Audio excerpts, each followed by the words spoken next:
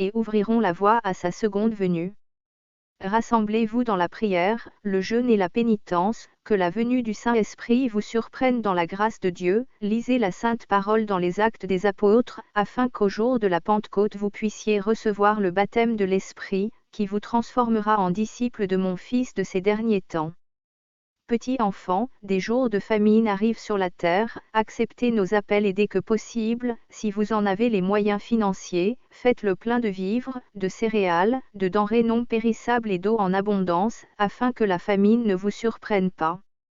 Combien ou combien peu vous avez, vous devriez le partager avec ceux qui en ont le plus besoin.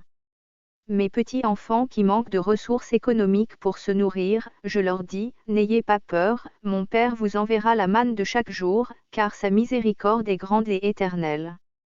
À l'approche de la disette et de la famine, vous devez réciter le rosaire de miséricorde de mon Fils puis le rosaire de provision donné à mon petit Enoch, avec lequel mon Père multipliera votre nourriture et la fera parvenir aux plus démunis pains.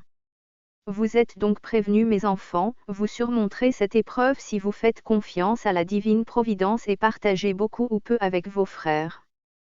N'oubliez pas que toutes les épreuves seront surmontées si vous placez votre confiance en Dieu et vous entraidez. Que la paix de mon Seigneur demeure en vous, mes enfants bien-aimés.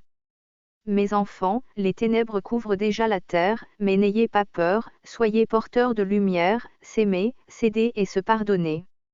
Le jour de mon avertissement se rapproche et cette pauvre humanité pécheresse est encore spirituellement endormie.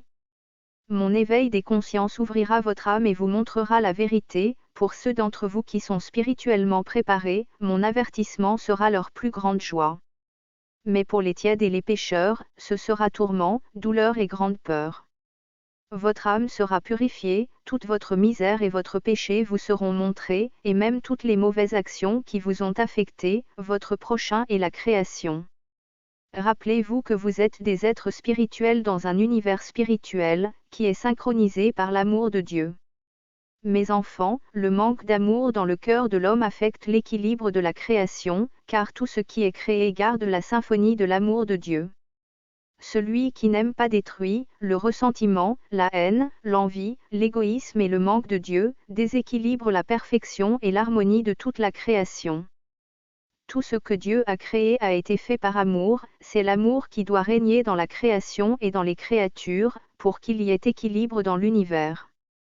Le manque d'amour mène aux mauvaises actions, les mauvaises actions au péché, le péché d'un homme affecte plusieurs et le péché de plusieurs affecte l'univers entier.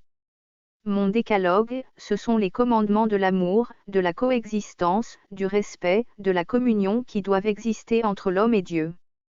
Quand mes commandements sont brisés, l'équilibre de l'amour est perturbé, le lien spirituel entre l'homme et Dieu est rompu. Lorsque cela est brisé par le péché, le mal entre, c'est-à-dire la destruction de l'œuvre du Créateur. Je vous demande en tant que votre Jésus de miséricorde, que vous repreniez l'accomplissement de mes saints préceptes, afin que l'amour et l'harmonie de Dieu règnent à nouveau dans vos cœurs. Mes enfants, l'ordre et la loi ont été perdus à cause du mal et du péché existant. Avant que vous connaissiez ma justice, je veux vous envoyer mon avertissement pour voir si vous vous réveillez. Mon avertissement est la dernière porte ouverte de ma miséricorde, où l'on vous montrera tous les dommages que cause le péché. Dans l'éternité tu seras éveillé et purifié, de sorte qu'à ton retour tu prendras conscience que le seul chemin à suivre est celui qui mène au salut de ton âme.